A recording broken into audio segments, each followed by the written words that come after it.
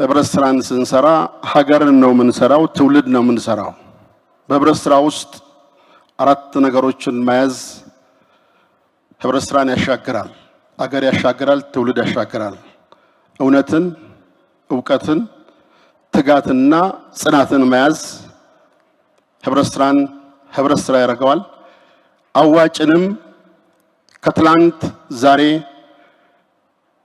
ነገን አሻግሮ እንዲያደርገው ይሄው ነው።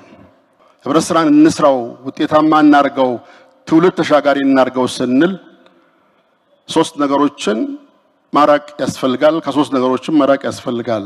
ስንፍናን፣ ሌብነትና ውሸትን። እነዚህ ነገሮች የህብረት ስራ ገዳይ ናቸው።